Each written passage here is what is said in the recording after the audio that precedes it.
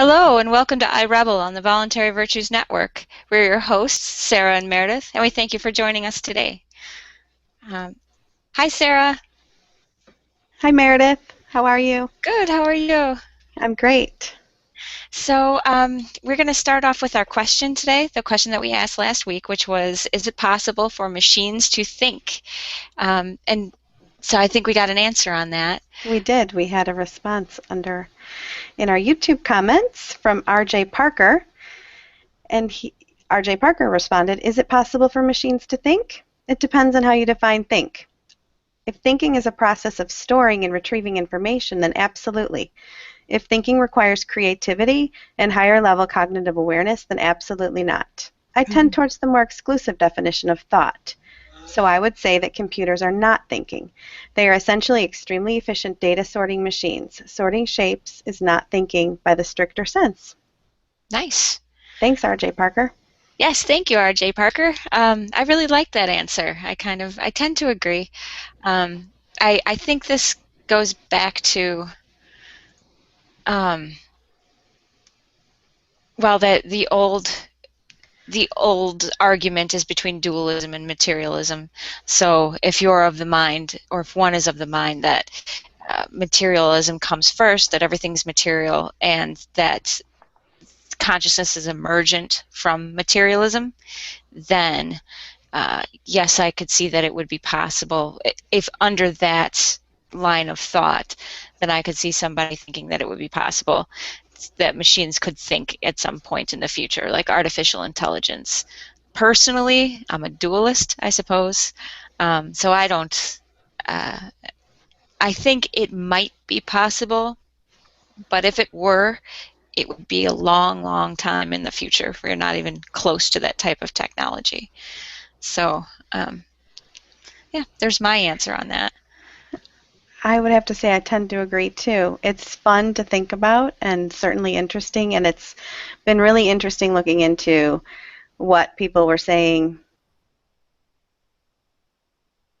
years ago about artificial intelligence and computers thinking. And we've certainly come a long way very quickly as Yes. far as technology. And I think it's about the definitions too. And if you define thinking, the action of using one's mind to produce thoughts, then I would say no, as of now. Mhm. Um, if you're talking about intelligence, it's defined in many ways in terms of one's capacity for logic, abstract thought, understanding, self-awareness, communication, learning, emotional knowledge, memory, planning, creativity, and problem solving, just as some examples. So sure, I think computers can do some of that, Sure. and they can certainly assist us in many ways that maybe take a lot of the thinking that we would have to do, or organize things in such a large capacity that like we wouldn't be able to do on our own Mm-hmm. as a tool. But thinking on their own, I don't think we're there. This is just my layman's opinion. Right. My opinions. I'm no expert either, but I have thought quite a bit about it, and I thought that was a great answer, by the way. But Oh, thank you. I Yeah, I just, think you've definitely done more thinking about this than me, so I yeah, was it very does. curious to hear what you thought. It's just that I think that personally, I mean, it's kind of a big deal to think in a dualist versus materialist way. It sort of dictates a lot of other philosophical points. So that's kind of interesting, and I'm sure lots of people would disagree with me. But I think there are two separate. I think it's the material world where your body lives and what your body is, and just everything around us. And then I think consciousness is separate from that, not emergent from it. So, and I don't claim to know how that works really, uh, but that's how I see it, and I don't know if it's actually possible for humans to build machines that would be a conduit for consciousness. And if it is possible, I don't see it happening anytime soon. So it's definitely fun to think about. Yeah, yes. One last thought that, or one last newsy fact that I came across looking into this was on Wikipedia, the page on artificial intelligence. When 24 prominent theorists were asked to define intelligence, they gave 24 somewhat different definitions. Wow. Hmm. That's cool. The individual. Yep. Yeah, it's all Supreme. mm-hmm. Well, and that's interesting. It's sort of ironic given the question that was asked. Define intelligence. Yeah. Mm-hmm. Yeah. Right. Actually, yeah, that was on the Wikipedia page about intelligence, not artificial intelligence specifically. Mm-hmm. Just defining it. Yeah. So Yeah. I thought that was interesting. Even the experts, the prominent theorists, Yes. Yeah. don't even agree on the definitions completely. Yeah, it's a very individualistic question and thing to think about. And I really, it's one of my favorites. So, um, if you missed Hmm. out answering the question last week, go ahead and answer it again. If you'd like, we can talk about it on next week's show. This week we will have a new question, though, that we'll get to in a little bit. But are you ready to move on to our top story? Sure. Okay, let's do that. Today we're going to talk about, it's actually good news. I don't know if everybody remembers, but there was a story about a young girl, a teenager named Justina Pelletier, and she was taken away from her family due to medical reasons. Let's see if I can. She was diagnosed with a mitochondrial disease that Right. caused her trouble walking and eating. Mm-hmm. And she'd had this disease for quite some time, and she was going to a particular set of doctors because of it. But so it says, let me just read a little bit from a story. So she exhibited a perplexing set of symptoms that divided specialists at two top Boston hospitals, and she was the focus of a child custody dispute straddling two states. So the problem was basic. Oh, go ahead. I'm sorry. It seems that during a particularly bad episode, her primary doctor treating her referred her to at Children's and concluded a Right. different diagnosis. Mm-hmm. And so, Associated with hypochondria. That was their children's diagnosis. yes, which is, mm-hmm. And it was very strange. I actually read while this was all going on that this was a new, it's not a confirmed actual illness. There was a special name for it. I don't know if I can find it really quicker. It starts with an S. But they named it some special name, and it's not really confirmed as an actual psychological illness. Oh, that's really interesting. Mm-hmm. It was, I can't find it to bring it up that quickly. Maybe I will in a minute. But the good news is the actual story tonight is that she is back home with her parents. She's been gone for a little over a year. It said she spent 2 birthdays in the hospital. They put her in a psych ward. They took her away from her parents, put her in a psych ward. There was a lot of pushback from lots of different groups who thought this was very wrong. And what the articles seem to be saying is that the parents sort of worked with the state, jumped through these hoops, and did everything that they were supposed to do, and so they're getting her back now. So they were being carefully supervised, and then the same judge that ordered her taken away from her parents said, well, circumstances have changed, now she can go back. And I was thinking, oh, That's I wonder. interesting. Yeah, I don't know what They did receive a lot of pressure. They certainly had a lot of pressure. I think they were featured on the Dr. Phil show. There's a Twitter account that's basically constantly posting about the up-to-date events of this family's ordeal. Yeah. And I certainly know it was quite widely covered. The Right. father had a gag order initially. And then he went which against that. He did. Yeah, so that was Imagine if he hadn't. right. Yeah. And it makes you wonder why the need for the gag order? How is that Hmm. even okay to say you can't talk about your daughter being taken away? That's it's Hmm. so insidious. I don't understand how It that's is. possible. So the other aspect of this case is that it was Boston Children's Hospital where Hmm. she was given the basically the psychiatric diagnosis, Right. and it's a pretty heavily federally or state funded hospital. Hmm. Um, and when the Child Protective Services is called to a case, they consult with that children's hospital in Okay. that state.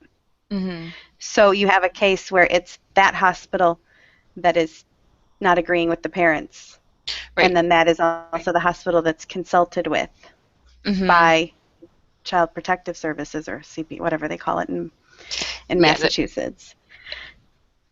it's a bit of a different name, So but that's a bit of a conflict of interest.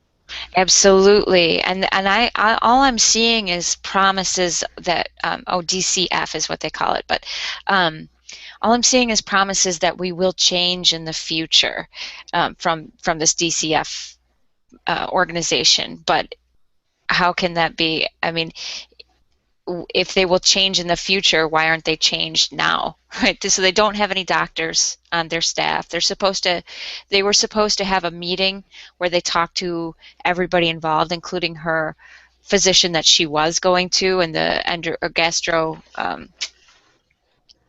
I can't remember the name. Enterologist. Yeah, gastroenterologist that she was going to see. So they were supposed to be consulting with these people, but they didn't.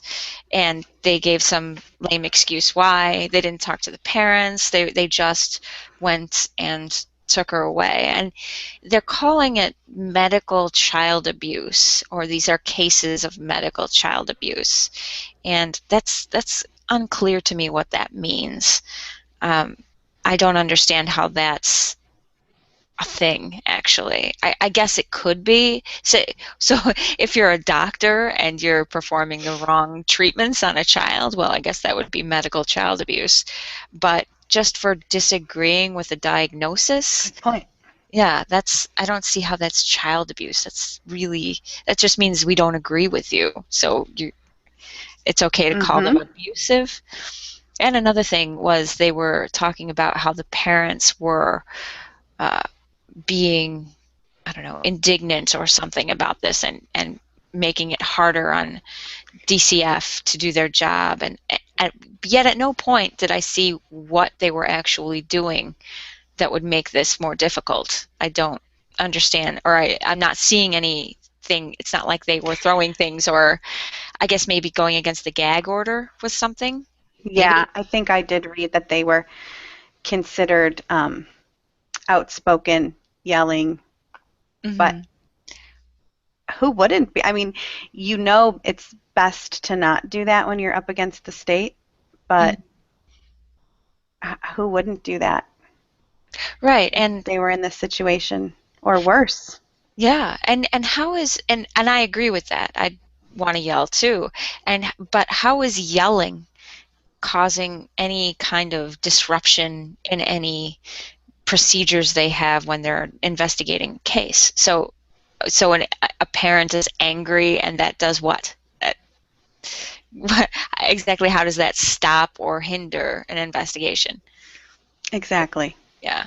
Exactly. I also came across a term that was widely used in this case, parentectomy. Apparently, it's kind of a slang term for something that has happened before at Boston Children's Hospital, where Wow. they remove the parent over a medical issue, a medical treatment issue. Hmm. So that's scary. There's even a nickname. Yeah, that is very scary. I don't know. Hopefully, people will stop going to that, or at least less now that they know that there's this type of threat at that hospital. And really just for a second opinion. Yeah. And I don't even think the family was able to consult with the gastroenterologist. They never even made it that far in this case when they initially went to the hospital. Right. Yeah, they didn't they weren't allowed to go see the doctor that they came to the hospital to see. So that Hmm. particular doctor wasn't even though that doctor is in that hospital, working out of that hospital, they did not consult with that doctor when deciding whether they should take their child away. So, yeah, Right. which is terrible. And then so they said this is a psychological disorder, and they took her off the treatment that she was on, and she got worse and worse, which was awful. Um, so it's really good to hear that she's back with her parents now, and that she's, I don't And know, did they medicate her? Do you know? It is. not that I know of. Uh, Okay. yeah, I don't know if they medicated her with anything. Yeah. Hmm. We probably wouldn't know that anyway. It wouldn't be public record. Privacy laws and such. Right. Yeah, that would be hard to. Mm-hmm. Yeah, so this brings up our question of the week. And Hmm. this is kind of, we might need a little bit of explanation about what we're saying. Maybe not, though. Maybe you guys will get it. We're wondering, uh, should parents be free to be wrong? So in this case, it seems like the parents were correct that they that the original diagnosis was the actual problem that's wrong with this young girl. But what if it wasn't? If if the state was actually, or if this second opinion that they got, the second doctor saw something that was actually true, and said, if it were the other way around, if they were treating her for a psychological disorder and they said, no, this is a physiological disorder, um, even in that case, should parents be free to be wrong? Should they be allowed to say, well, we think this is a psychological disorder and we're going to treat her for that? Um, so, Hmm. or in a case of, say, parents who believe that instead of using allopathic medicine, we're going to use holistic medicine, or we're going to use prayer, because there are parents who do that instead. And in, so we won't expound on it any further than this.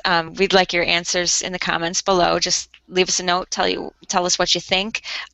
Should parents be free to be wrong about the diagnosis of their children or their children's health? Um, and that's, Yeah. yeah. So let us know. And so we will move on to our factoid, our rebel factoid of the week, which was all me this time. This Well, I go on hikes daily and I see lots of animals. It's fantastic. And lately we've been seeing lots of deer. They're beautiful. We walk past them and they jump out and freak out. And one thing I noticed whenever I see these deer is that they have these long tails that are white on underneath, so that when they run away, they stick them up in the air. They looks like a little white flag running away. And it's the same thing with rabbits too. So I was wondering, why do these prey have these white tails that are very visible? That, it seems counterintuitive. When they're prey, usually you want to hide, right? So they instantly show this white flag. So I looked it up, and let's see, let me get this up here. There are actually two different answers. There is a rebel opinion on this. The sort of conventional answer is that it is a warning. When they run away, it's a warning to other animals in the vicinity, which is kind of strange because they're loners. They don't hang out with other deer unless they have children, like little fawns. Then they'll have, but they'll be close to each other. So it's kind of strange that they would do that for that. But I'll take it if that's the case. However, I did come across a different article saying that this is, and rabbits have this too. It basically confuses the hunters. So let me just read this a little bit from this. It says rabbits are one of the many animals that have the apparently contradictory features of carefully camouflaged coats and hugely conspicuous rump patches that appear when the animals flee predators. So Dirk Saman, an evolutionary biologist at the University of Göttingen in Germany, thinks he is the answer to the puzzle and the evidence to back it up. Other theories hold that rump patches are warning to other animals, are sexually selected, or serve to show a predator that they have been spotted. But he suggests that these spots actually confuse predators because of their very noticeable nature. So it's by focusing on the bright spot, the would-be predator ignores the larger body of the animal. Then, when the rabbit executes a sharp turn, the spot disappears and the predator has to adjust focus on the camouflaged coat, losing vital seconds. So yeah, it's very interesting. This is the Very. rebel. And it makes sense to me. And they actually did a little experiment with video game players. They had hunters playing a simulation of hunting these rabbits with the white patches. So they discovered that although it's not super, it's not, ironclad, but they discovered that it does actually take them longer to get the rabbits if they're hunting them with the white on their tail, as opposed to Wow. rabbits that don't. So I thought that was Fascinating.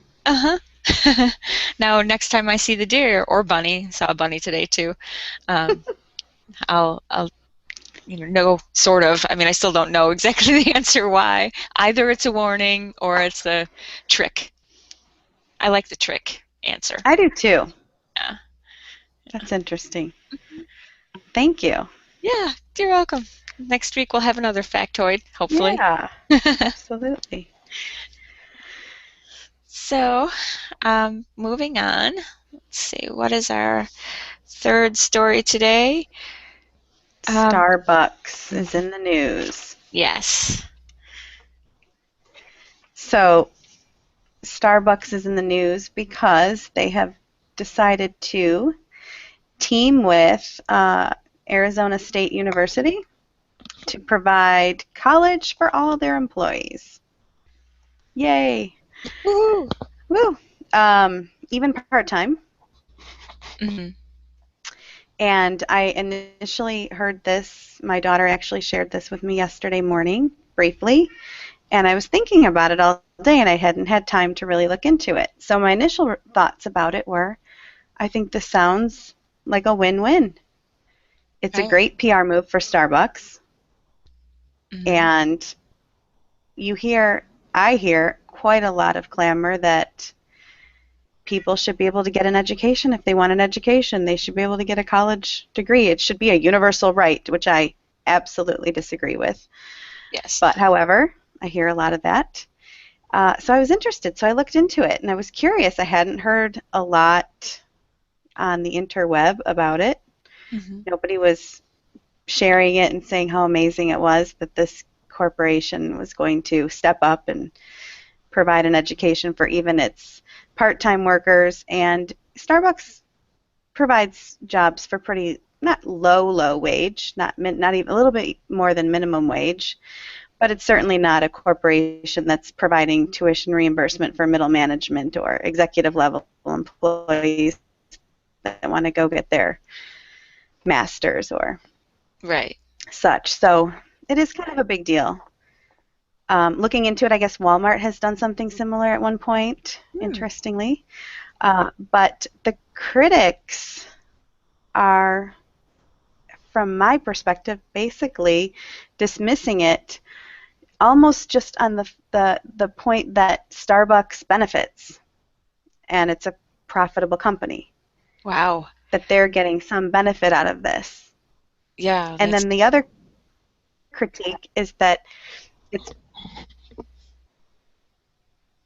a portion of the college, and that is a profit generating versus, I guess, for profit. I don't really know the difference between the two, but so that's the critique, that it's not hurting the corporation enough to do this. They're benefiting in a PR way. They're getting the pick of the cream of the crop employees because people will be the jobs will be in high demand because of the level of benefits. Hmm. It's kind of a win-win for Starbucks. I agree. Yeah, I think it's a great move, actually. I mean, granted, I don't know too much about this, and there may be some sort of shadiness to it that I haven't seen. However, I think it's a much better, it's much more upstanding, even if it is to get it ahead of their competition or give more benefits in light of something like minimum wage. So instead of giving them more, of an hourly salary, that they're giving them this benefit instead. I think it's much more upstanding than doing a lot of other things that they could be doing, like clamoring for a raise in the minimum wage, or um, you know price fixing, or whatever a lot of the corporations do to crowd out their competition. This is different and all voluntary. So it sounds really good to me. Right, right. Um, I did find an interesting comment in the comment section of one of the opinion pieces on it Mhm. that said both Starbucks and the collegiate culture are about maximizing their bottom line while appearing to seem trustworthy and helpful, when their aims are typically maintaining the status quo while separating folks from their money. Wow. Wow. Yeah, it's not a win-win, right? You get coffee, I give you money. Right. I get a job, I get a paycheck, and you're going to help me go to college if I want. Yeah, this was something I noticed too. It's that people are complaining and complaining about this, but they're not taking into account the fact that nobody's forcing anybody to do anything. You don't have to go to that college. You don't have to work at Starbucks. You don't have to shop at Starbucks. It's all completely voluntary. It has nothing to do with, if you're not interested in in this deal, then don't have anything to do with it. It's not Right. forced. Starbucks isn't even requiring any kind of contractual employment period after the reimbursement. Yeah. Yeah. So if it, as I've heard people say, if it's easier to go to community college, well, go ahead and do that. Go Pick ahead. somebody else. Yeah, not a Yeah. big. So I thought that's kind of silly that there's so much pushback for this, Hmm. which just seems like a good idea and nothing else. Yeah. I'm sure that there's some level of state benefit or I'm sure. corporate warfare, welfare Hmm. benefit in there. It's what we have. We live under this in a free market. This would be an amazing, um, a really, really amazing thing for a company to do, I think. Yes. Well, And very actually, likely that more would. hmm or either that or college would be far more affordable, so that nobody would have to spend $20,000 a year on tuition. Bingo. Right. So, Very interesting. yeah. Well, we're sadly we're out of time. These always go so fast. I know. Do you think we have time for our iFunny? I think so. Yeah. Okay. So The Onion, of course, weighed in on the Starbucks story Hmm. with In Their True Nature. The man on the street comments, um, Starbucks to pay baristas college tuition.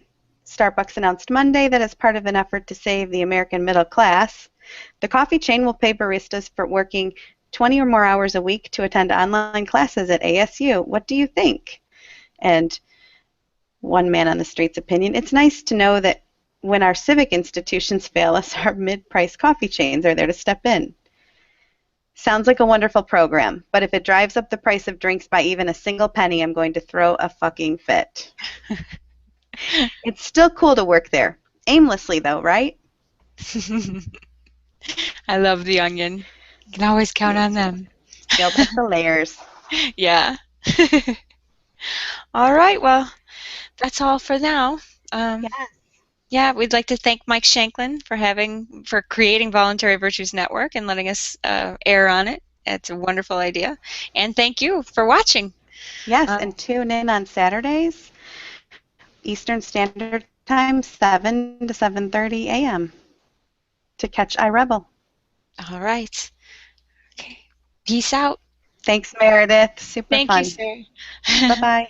Bye.